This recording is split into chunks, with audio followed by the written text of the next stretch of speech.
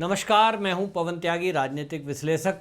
आज एक बड़ी खबर आई है कि जो गांधी परिवार की और गांधी परिवार क्या जो इंदिरा गांधी की पोती प्रियंका गांधी वाड्रा को सरकार की तरफ से नोटिस मिला है कि वो 1 महीने के अंदर जो बंगला है वो खाली करे। ये बहुत बड़ा झटका कांग्रेस के लिए है, वहीं एक बहुत बड़ी खबर हमारे देश के लिए भी है और इसके अंदर एक संदेश भी छुपा है कि अब ये जो गांधी परिवार की लूट है ये अब नहीं चलेगी। ये लूट की छूट इनको इस देश में मिलती रही और किस तरह से इन्होंने देश को लूटा है इसका आइडिया आप इसी से लगाइए कि लुटियन जोन में दिल्ली की वीवीआईपी जगह में जहां एक अगर होटल की इमारत खड़ी है उसमें आप रात्रि में एक होटल का कमरा अगर 10 बाई 12 का कमरा रात को किराए पे लेते हैं तो आपको एक रात के लिए वो होटल का कमरा 15 से 20 हजार रुपये में मिलता है। वहाँ ये 6 कमरे का बड़ा बंगला जिसमें बहुत बड़ा लॉन, जिसमें बहुत सारे कर्मचारियों के लिए, सर्वेंटों के लिए कमरा और ऊंची ऊंची दीवारें, सुरक्षा कर्मी, नौकर चाकर, ये सब कुछ मिला हुआ था। और वो तब मिल रहा था जब इनके पास कोई इस समय राजनीतिक जिम्मेदारी, कोई पोस्ट नहीं है, ना ये कहीं एमपी हैं ना ये कहीं एमएलए हैं। केवल गांधी परिवार की बच्ची है, एक पूर्व प्रधानमंत्री की बेटी है, ये एक पूर्व प्राइम मिनिस्टर की पोती है। केवल इस नाम पर ये सरकारी सुविधाएं ले रहे थे और ये सारी सरकारी सुविधाएं हम जैसे लोगों के टैक्स से जाती थी। ये मोदी सरकार का एक बहुत बड़ा फैसला है। ये अब नया युग है एक कि जिसमें पता लग रहा है कि अब गांधी परिवार की जो लूट है इसकी छूट अब नहीं मिलेगी इस देश में। लेकिन ये देर से ही लिया है मोदी सरकार ने, बहुत पहले ये कदम उठा लेना चाहिए था, लेकिन सही कदम उठाया। अब कांग्रेसियों की बौखलाहट देखना आप। जब एसपीजी हटाई गई थी उस समय भी गांधी परिवार की एसपीजी जब हटी थी, जब मोदी सरकार ने हटाई थी, तभी सारे कांग्रेसी उछल के पड़े थे और उन्होंने हल्ला कर दिया कि मोदी सरकार बदले की कार्रवाई कर रही है, अमित शाह बदले की कार्रवाई कर रहे हैं। जबकि एक समिति होती है जिसके रिकमेंडेशन पर एसपीजी किसको मिलेगी ये तय किया जाता है और किसको अब जरूरत नहीं है वो विड्रॉ कर लिया जाता है। वही कमेटी की रिकमेंडेशन थी गृह मंत्रालय की, जिसने कहा कि अब राजीव गांधी की जो संतानें हैं इनको कोई उस तरह का सुरक्षा में खतरा नहीं है जैसा कभी पहले था, क्योंकि आतंकवाद उस समय चरम पर था।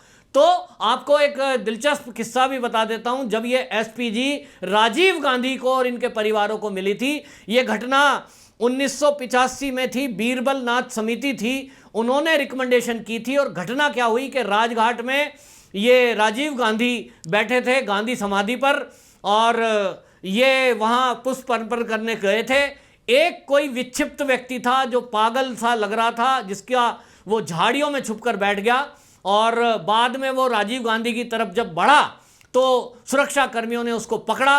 बाद में ये तय हुआ कि ये व्यक्ति कहाँ से आया, कैसे आया, तो बोले जी सुरक्षा में बड़ी ढील है और ये तो प्रधानमंत्री को मारने आया था, राजीव गांधी को। जबकि ऐसा कोई सिद्ध नहीं हुआ, उसके पास कोई ऐसा असला नहीं था। लेकिन कई सारे पुलिस के अधिकारियों को उस टाइम सस्पेंड कर दिया गया, बहुत सख्त कार्रवाई हुई और एक कमेटी बिठा दी गई जांच के लिए, जिसका नाम रखा 1985 में बीरबलनाथ समिति।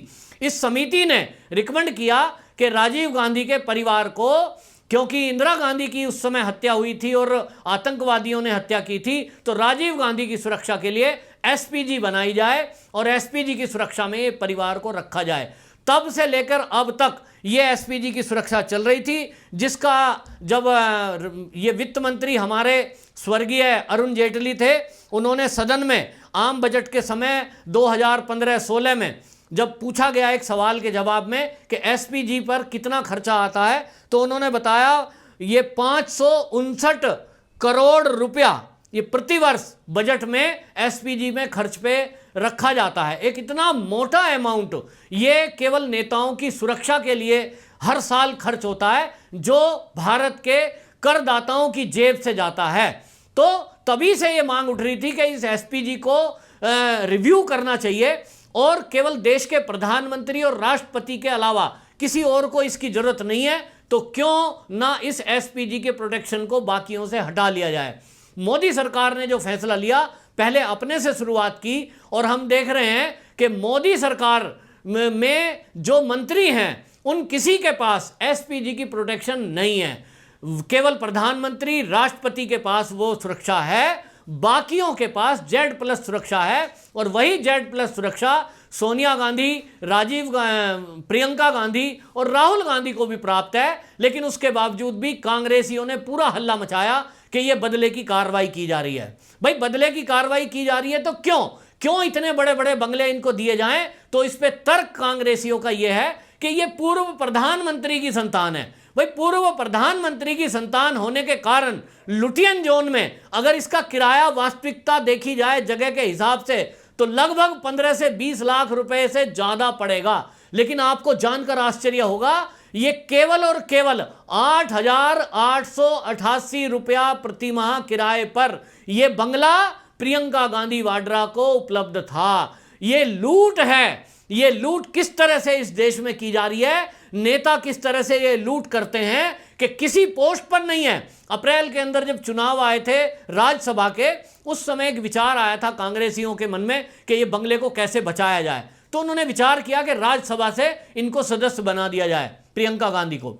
लेकिन वो मौका चूक गए, क्योंकि उस समय जो दिग्गज नेता इनके पार्टी के अंदर थे राज्यसभा सीटों में आने के लिए, राज्यसभा से MP बनने के लिए, उनके अंदर विद्रोह हो जाता मध्य प्रदेश और छत्तीसगढ़ में। और वो लोग ये कह सकते थे, और देश के लोग भी कह सकते थे, कि केवल अपना बंगला बचाने के लिए हम इतने दिनों से यहाँ राजनीति कर रहे हैं, हमें पीछे कर दिया गया। और इसलिए उस समय शांत हो गए और इन्होंने सोचा कि इस देश में हम कोर्ट में जाएंगे, हल्ला करेंगे, मोदी को बदनाम करेंगे और इस नाम पे इनको घेरने की कोशिश करेंगे कि पूर्व प्रधानमंत्री के परिवारों को किस तरह से दिल्ली के लुटियन जोन से बाहर किया जा रहा है। लेकिन आपको बता दूं कि कांग्रेसी जब इस पर हल्ला करें तो उनसे पूछना, मैं सवाल पूछ रहा हूं इस चैनल के माध्यम से, कि इस देश में पूर्व प्रधानमंत्री PV नरसिम्हा राव थे, उनके पुत्रों को कोई सुरक्षा नहीं मिली। डॉक्टर मनमोहन सिंह की पुत्री डॉक्टर उपेंद्र सिंह DU में इतिहास की प्रोफेसर है, सिंपल रूप से वो वहां पढ़ाने आती हैं,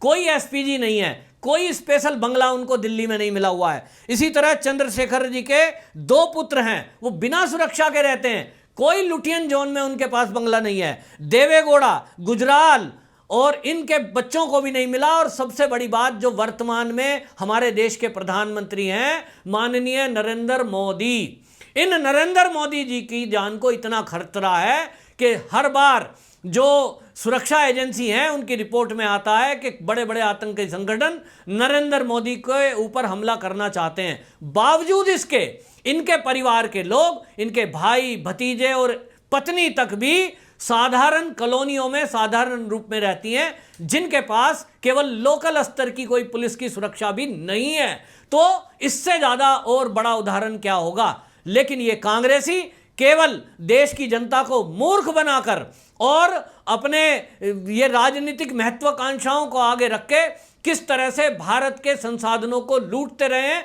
उनका दुरुपयोग करते रहे हैं, उसका ये ताजा उदाहरण है कि सोनिया गांधी, राहुल गांधी और ये प्रियंका गांधी वाड्रा किस तरह से सरकारी संपत्तियों का दुरुपयोग करते रहे। और अब जबकि आप सब जानते हैं कि प्रियंका गांधी के पति बहुत बड़े बिजनेसमैन हैं और वो सक्षम है कि दिल्ली में कहीं भी बड़े बंगले को वो खरीद कर भी उसमें रह सकते हैं, किराए पर भी रह सकते हैं। लेकिन क्योंकि सरकार की लूट की छूट मिली हुई है, केवल 8,888 रुपया किराया देकर अगर उन्हें करोड़ों अरबों रुपए की कीमत की जगह मिली हुई है दिल्ली की VVIP एरिया में, तो क्यों ना लूटा जाए। तो नरेंद्र मोदी जी से हमारा तो आग्रह है कि वो ये जो बंगले इनको राहुल गांधी को और सोनिया गांधी को भी मिले हुए हैं, इनको भी रिव्यू कमेटी में डाले और इन पर भी पुनर्विचार हो। जबकि आज संसद में आप देखिए 795 सांसद हैं, उनमें से कितनों को इस तरह की सुविधा मिली हुई है।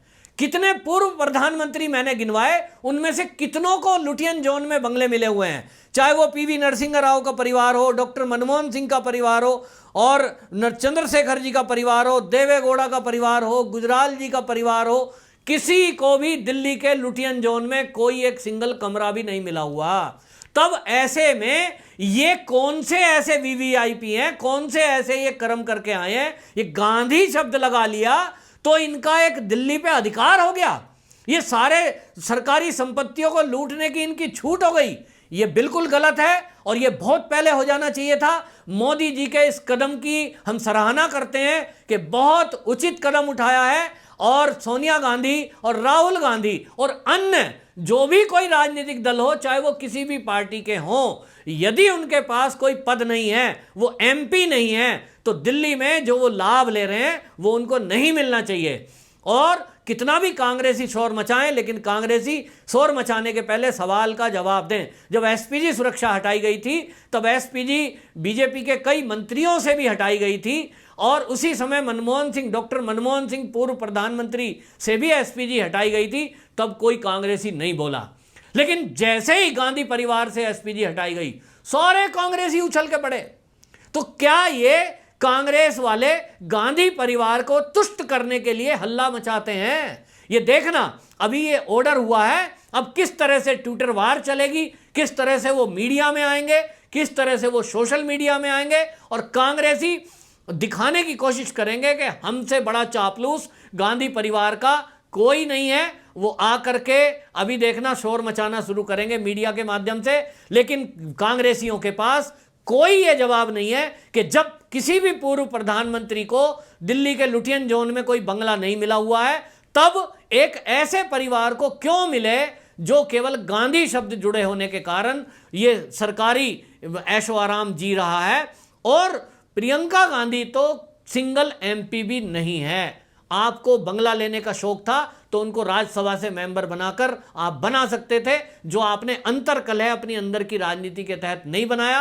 अब ये बंगला खाली कराकर जो आदेश मोदी सरकार ने दिया है, वाकई सराहनीय है, और इसी तरह का कदम ये उठाया जाना चाहिए। और प्रियंका जी, आप कह रही थी कि मैं डरती नहीं हूं, मैं तो जो है इंदिरा गांधी की पोती हूं, तो इंदिरा गांधी की पोती आप होंगी, धमकी देंगी, लेकिन मोदी सरकार आपसे डरने वाली नहीं है। ये मोदी जी ने इस फैसले से दिखा दिया है।